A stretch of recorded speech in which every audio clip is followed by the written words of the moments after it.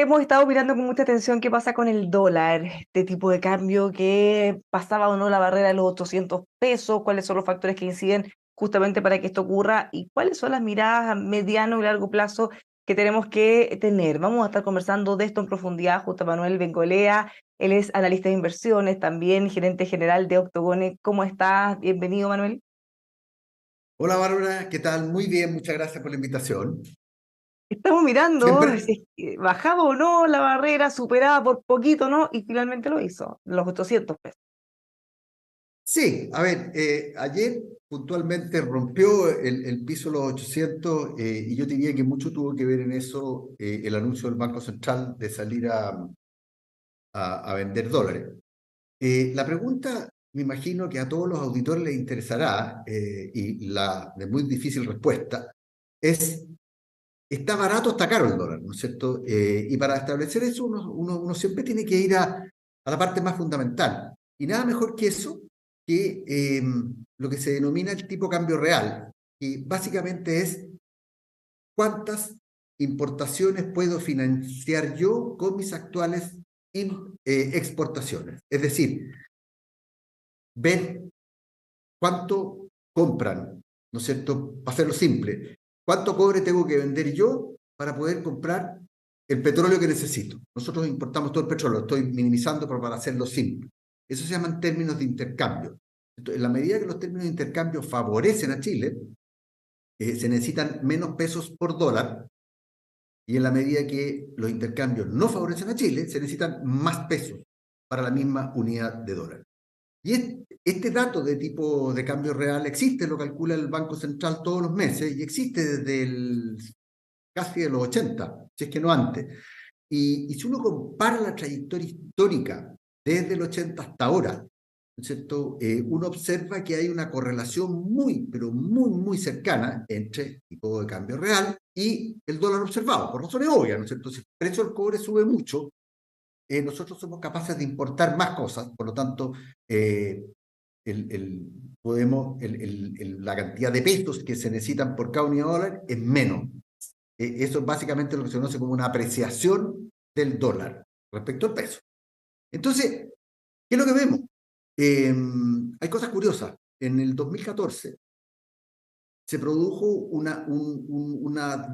desacople importante entre el tipo de cambio real y el dólar observado. ¿Por qué? Porque ese fue el año cuando se introdujeron bastantes rigideces en el mercado laboral, rigideces medioambientales y la famosa reforma tributaria del ex ministro Arena, que fue un duro golpe a la productividad chilena, ¿cierto? Y el tipo de cambio sube por productividad o baja por falta de productividad.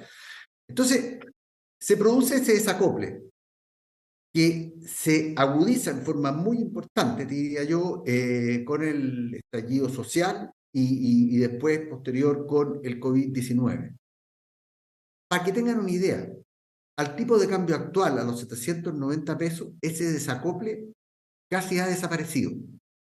Entonces la pregunta del millón es, ¿desaparecieron las rigideces de impuestas por las reformas del ministro de Arena durante Bachelet 2? ¿Desaparecieron de alguna manera las incertidumbres que habían post estallido social? ¿Desapareció los problemas del COVID? Yo diría que en lo único que uno puede afirmar que desapareció es en el tema del COVID. En el resto, no. De hecho, cuando uno mira la reforma tributaria, cuando uno mira la reforma de pensiones propuesta por el gobierno, uno lo único que ve ahí son golpes, digámoslo así, golpes duros a la productividad. Golpes duros a la productividad en un país exportador de bienes básicos como Chile se traducen en una depreciación de la moneda. Y resulta que estamos viendo justamente lo contrario. Tenemos lo que pasa es que tenemos memoria a súper corto plazo y claro, la última semana ha estado en estos límites, un poco más, un poco menos, pero hasta hace no tanto estábamos hablando si pasaba o no la barrera de los 1.000 pesos. Antes del plebiscito, cuando teníamos probablemente mucho más ruido del que teníamos, del que tenemos ahora, pese a que sigue habiendo una incertidumbre. Pero ¿qué pasó ahí entre medio entonces? ¿Qué nos hizo saltar del piso de los casi 1.000 a los casi 800 pesos? Bueno, varias cosas. Buena observación, Manuel. La primera de ellas, yo te diría que a los 1.000 pesos llegó por una incertidumbre política muy, muy importante.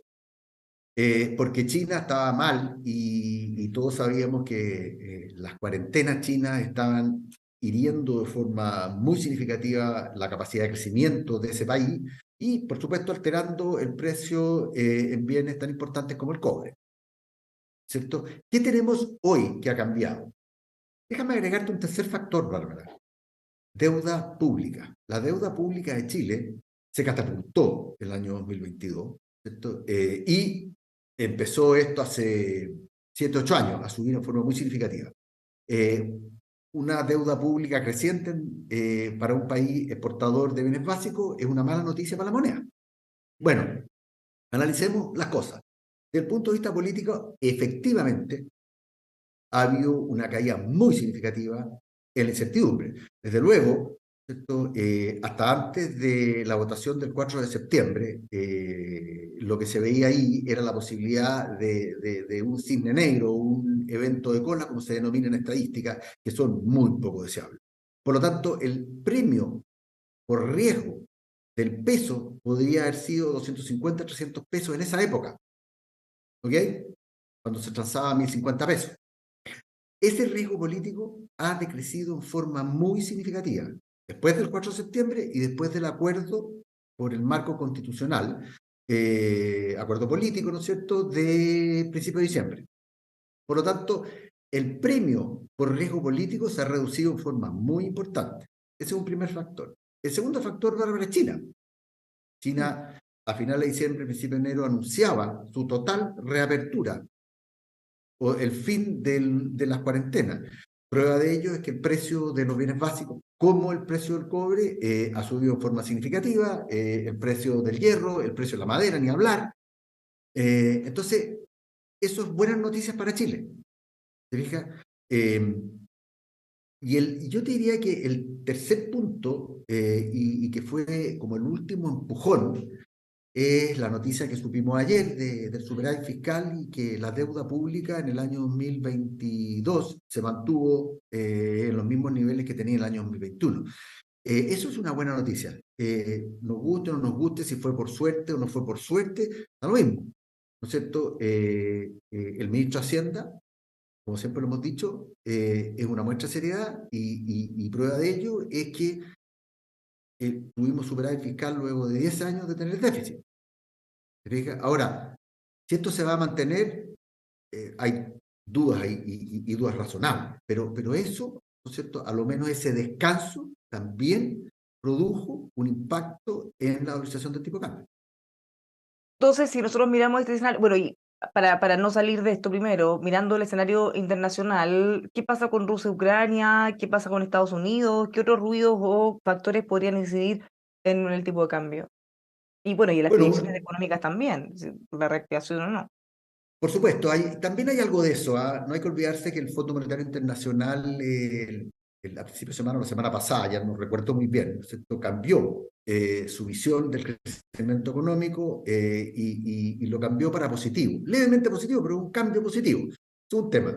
El segundo tema, por supuesto, es China, Bárbara. Y como lo hemos dicho, si China acelera y esa aceleración produce una subida en los precios de los commodities mayor a la que ya vemos, claro, va a seguir teniendo un impacto positivo en nuestro tipo de cambio.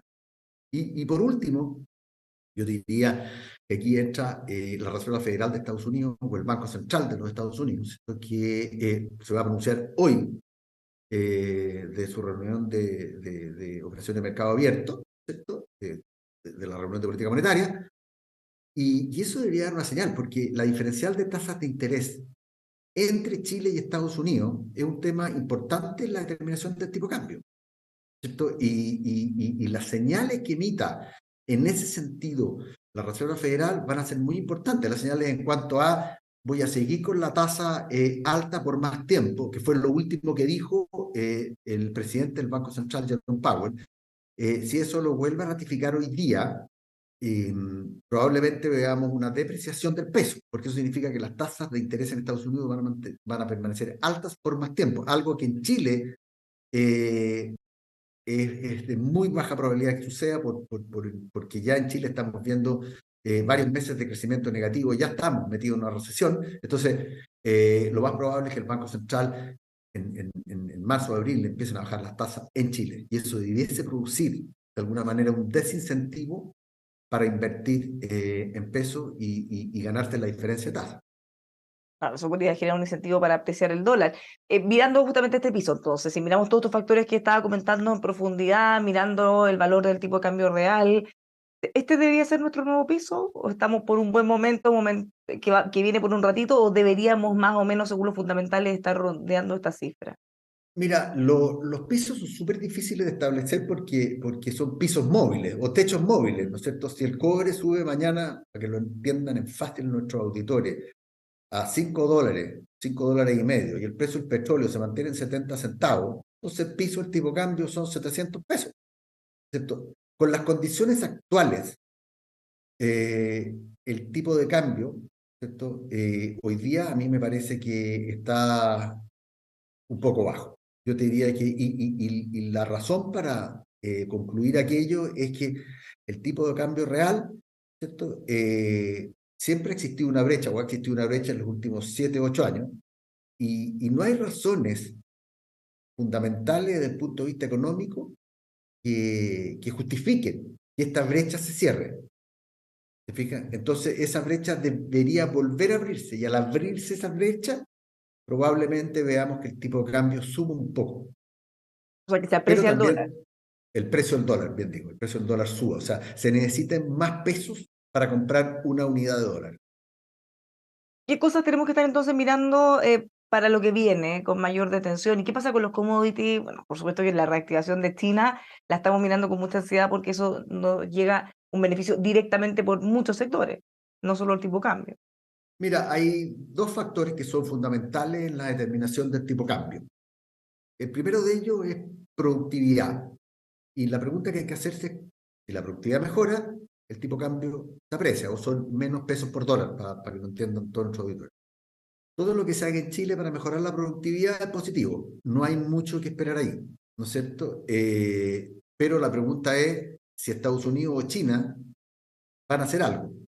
Y aquí yo creo que Estados Unidos eventualmente podría, ¿no es cierto? Y lo segundo son, y la recuperación de China, que es súper importante. O sea, si China se acelera del 3,5% de crecimiento anual al 5,5% de crecimiento anual, lo que se espera, eso debiese tener un impacto a menos pesos por dólar.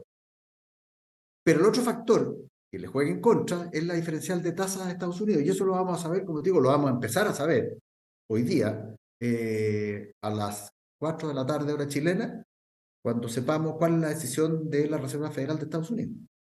China, estamos esperando que pase, como puede ser, del 3,5 al 5% de crecimiento, pero no hace tantos años, yo diría que menos de 10 años, crecían a tasa sobre el 7%. ¿Es imposible pensar que ellos vuelvan a una tasa como esa o ya hay un cambio estructural que no los va a dejar pasar un umbral?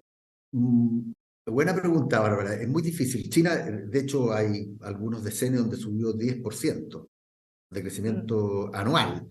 Pero eso es, hoy día yo diría que prácticamente imposible. China creció gracias yo diría, un muy profundo énfasis en la inversión, cosa que la inversión tiene rendimientos decrecientes, ¿no es cierto? ¿Qué es lo que le ha pasado a China?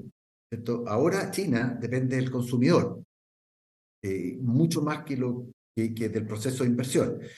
Y el consumidor, yo te diría que todavía le queda por crecer, pero es muy difícil que crezca 7,5, 8%. No, muy difícil. Yo creo que los pronósticos son que China crezca 5,5% este año y 5% el próximo año, 2024.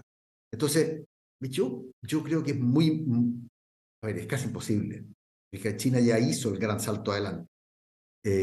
Todo lo que ven ahora son cambios menores, y lo otro importante, ¿cierto? Es que si es el consumidor quien va a llevar el pandero del crecimiento, como es el caso en todas las economías desarrolladas, ¿no es cierto? El consumidor tiene que tener, en la medida que el consumidor se desarrolla, exige mayores grados de libertad, ¿no es cierto? Y aquí es donde empieza a colisionar con las intenciones de un gobierno no democrático, como es el caso de China. Entonces, Ah, yo se le lo va veo súper generando otro difícil. problema. Sí, yo creo que India que es otro país emergente muy importante, ¿cierto? Tiene muchas más posibilidades de subir, de crecer, perdón, a tasas del 7 o 6,5, 7,5% en los próximos 5 o 6 años. ¿Y cómo vamos nosotros ahí? Porque se ha hablado hace mucho tiempo de la posibilidad de ir abriendo y profundizando mercados con India, un mercado que para nosotros era bastante más lejano, pero que ahora visto este potencial de crecimiento que ellos tienen, bueno, deberíamos aprovechar esa oportunidad. ¿Cómo lo ves? ¿Qué tan atrasados o avanzados estamos? El problema, Bárbara, más que el nivel de atraso o adelanto de Chile, ¿no es cierto?, es cuál es el peso específico de India en el contexto económico mundial. Sabemos que China es la segunda economía más grande del planeta. India no está ni de cerca, por lo tanto que India crezca al 7,5% es fantástico, pero necesita crecer muchos años al 7,5% para siquiera acercarse a, a, a China. Te lo pongo de otra manera. Si China crece al 7,5%, al 7,5, 8% al año, durante 2 años crea una India. Para que tú veas la magnitud. ¿Te fijas? China es la segunda economía del planeta. ¿Te fijas? Entonces, un crecimiento del 5,5%, aunque parezca fome, pero es un 5,5% de alguien que representa, ¿cierto?, el 11 o el 12% del total de la torta. Crecer al 10% cuando tú eres un porcentaje muy inferior de la torta no es tan importante para el mundo. Ahora probablemente los ojos están más en India por la cantidad de población que tienen, o sea, es un espacio muy grande para llegar con productos de exportación. O sea, India tiene varias ventajas y te voy a decir una de ellas. India tiene 600 millones de personas entre 35 años y 45 años que hablan inglés y que están bastante bien preparadas y educadas. Ese Y potencial lo pueden además, cultivar. y además es una democracia.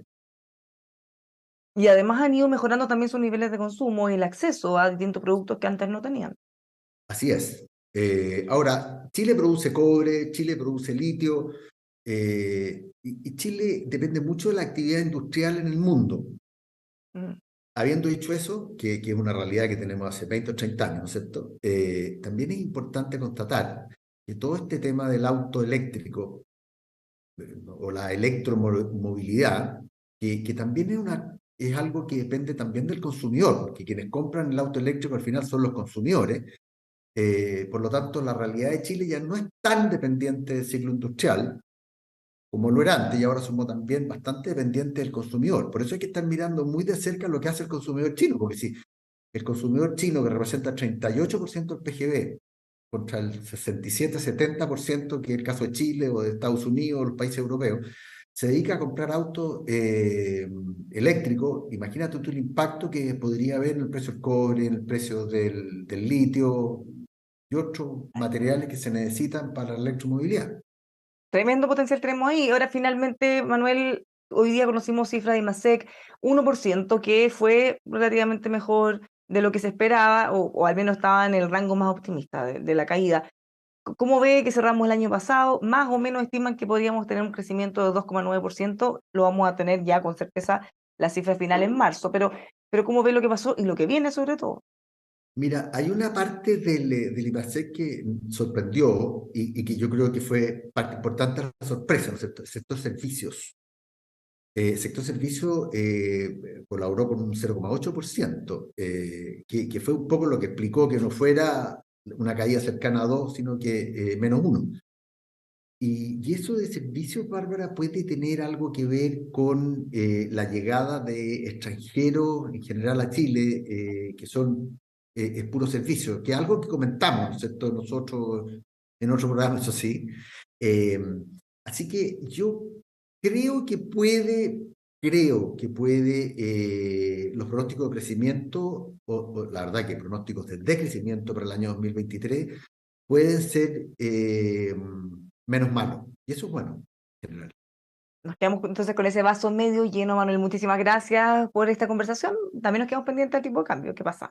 ¿Cuáles son los nuevos pisos? ¿Que nos quedamos aquí o no? Mm.